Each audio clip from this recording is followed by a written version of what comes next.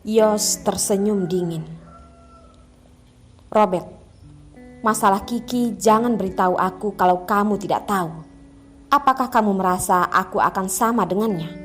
Melihat orang yang aku cintai meninggalkan dunia ini dengan penuh darah di seluruh tubuhnya. Robert merasa terkejut, berusaha menggelengkan kepala. Bukan, Kak. Masalah itu kakek juga tidak sengaja. Dia juga sangat menyesalinya. Makanya kakek sudah memikirkan cara untuk mengurus Nona Darlin. Cara mengurusnya? Lelucon. Yos tertawa. Robert yang melihat ini hanya bisa mendesah dan berkata, kakek menyukai seorang putri dari teman seperjuangannya.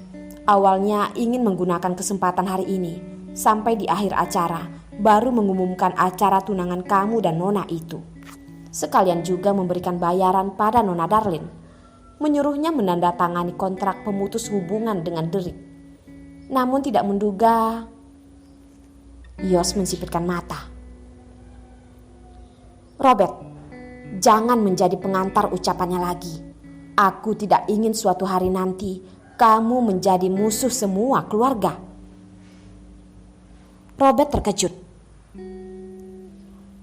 Darlin sudah begitu penting di dalam hatinya. Yos dengan marah pergi. Robert merasa ragu dan pergi melaporkan keadaan ini pada kakek.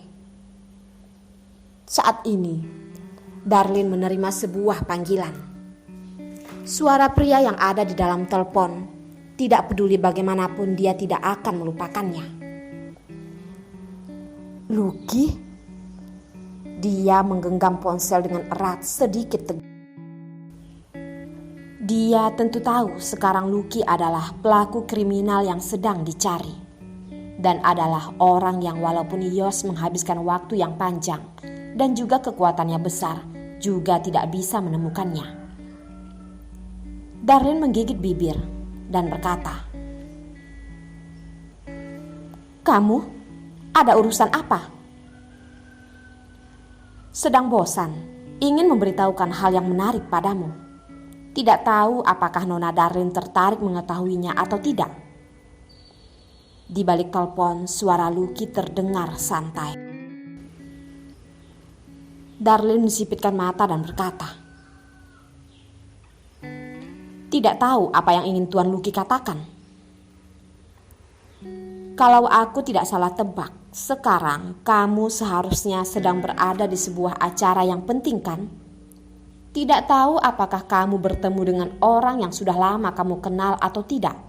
Teman baikmu? Lucky berkata. Jantung Darlin langsung berdetak kencang, memikirkan seseorang. Jane. Setelah suara Lucky menghilang, dia juga tidak bersuara lagi. Awalnya dia merasa apakah karena Yos menyembunyikan dengan terlalu baik, tapi selama ini Yos bahkan tidak pergi ke kantor pengacara, terus berada di sisinya. Dan juga karena itu, makanya membuat dia merasa Yos mungkin benar-benar tulus ingin menikah dengannya.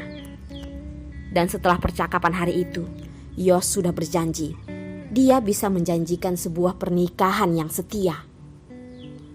Kalau bukan karena ucapan ini, dia juga tidak akan kembali memiliki kepercayaan diri dan juga tidak akan mengakui pernikahan ini.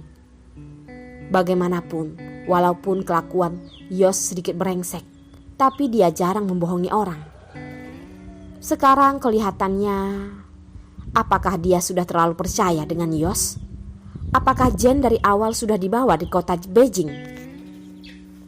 Hati Darlin terasa sakit. Tapi dia juga tidak bersedia dibodohi hanya dengan beberapa kata saja. Menarik napas dalam-dalam dan berkata, terima kasih Tuan Lucky memberitahukan hal ini padaku. Sekarang aku masih ada urusan. Ada waktu aku akan berbincang lagi dengan Tuan Lucky. Ekspresi Lucky seperti mempermainkan. Kamu sepertinya tidak begitu percaya dengan ucapanku ya? Darlin diam-diam menggigit bibir Dia tentu tidak bersedia menjadi orang yang dibodohi hanya dengan beberapa kata, terutama pada saat ini. Suara tawa yang terdengar dari balik telepon. Lucky berkata, "Darlin, hotel di mana kamu berada sekarang, taman di koridor, memiliki pemandangan yang indah. Kamu bisa pergi melihatnya." Di taman, Yos dengan kesal mengerutkan dahi berjalan ke aula depan. Saat melewati beberapa wanita yang dikenal maupun tidak dikenal, semuanya terus menunjukkan tatapan menarik perhatiannya. Yos hanya menganggap dia tidak melihatnya. Suasana hatinya sangat buruk. Tiba-tiba, ada sebuah warna merah yang masuk ke dalam tatapannya. Awalnya dia sama sekali tidak peduli, hingga "Yos!" wanita itu memanggilnya. Yos mengerutkan dahi, memalingkan kepala, dan ada suatu saat terlihat heran. Wajah Jen terlihat terkejut. "Kenapa kamu ada di sini? Bukankah aku yang seharusnya menanyakan pertanyaan ini padamu? Kenapa kamu ada di sini?" Yos mengerutkan dahi berkata. Jen berpikir sejenak, seperti tersadar. "Oh iya, hari ini adalah acara jamuan cicit keluargamu. Ternyata..." Yos dengan tatapan tidak jelas melihatnya. Jen tersenyum, tidak menunggunya berkata, dia duluan berkata, "Ayahku dulu memiliki seorang paman yang berhubungan baik dengannya, yang tinggal di kota Beijing. Aku dan ibuku termasuk melarikan diri kemari. Dia ingin membantuku memperkenalkan pasangan di acara ini. Jadi..." Yos menganggukkan kepala, masuk akal. Namun tidak ada hubungan dengannya. "Kalau begitu, semoga kamu bermain dengan senang." Ucapan yang biasa. Yos bermaksud untuk pergi. "Yos, tunggu." Jen tidak menduga dia yang sudah bersusah payah berdandan. Yos bahkan malas melihatnya. Dia dengan tidak mudah baru bisa masuk ke acara ini, tentu tidak akan menyanyiakannya, terutama dalam keadaan rencananya ini.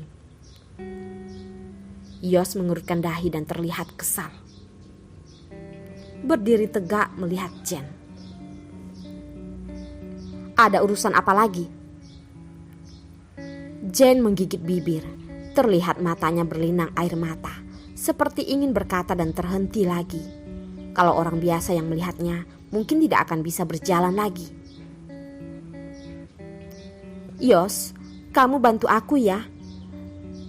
Dia dengan suara pelan mendekati Yos dan menarik lengan bajunya. Dulunya adalah nona besar, saat ini malah terlihat begitu menyedihkan. Tatapan Yos tergerak, langsung menghindar. "Masalah apa?" Jen sepertinya terluka karena tindakannya.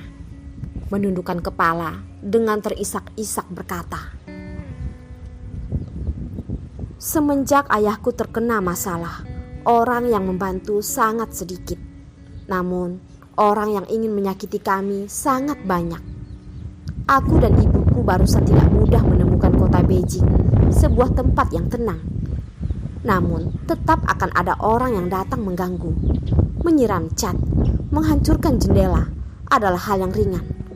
Polisi juga selalu mengabaikan hal ini. Yos, sekarang aku hanya ingin hidup dengan tenang." Tatapan Yos terlihat menusuk. "Apakah pamanmu itu bahkan tidak bisa membantu hal kecil ini?" "Jen, aku mengira kamu sudah berubah. Tidak menduga kemampuanmu berbohong masih begitu rendahan." Setelah berkata, Yos pun ingin pergi. Jen tiba-tiba maju dan bersandar padanya, memeluk pinggulnya dan menangis. "Yos, bukan begitu. Aku tidak membohongimu. Aku benar-benar tidak membohongimu. Aku tidak kenal dengannya. Bibi juga tidak menyukaiku. Aku tentu tidak boleh terus merepotkan mereka. Jadi, aku hanya bisa... Sangat maaf, aku tidak kenal denganmu. Kamu juga tidak seharusnya merepotkanku. Yos menahan keinginan untuk mendorongnya. Wajah Jane terlihat begitu menyedihkan. Memeluknya dengan erat dan tidak ingin melepaskannya. Yos, apakah kita bahkan tidak termasuk teman? Walaupun kamu memanfaatkanku selama ini, bukankah aku juga tidak menyalahkanmu? Tubuh Yos terhenti. Darlene berpikir dia bukan benar-benar mencurigai Yos. Dia hanya ingin melihat pemandangan saja. Benar-benar hanya karena itu.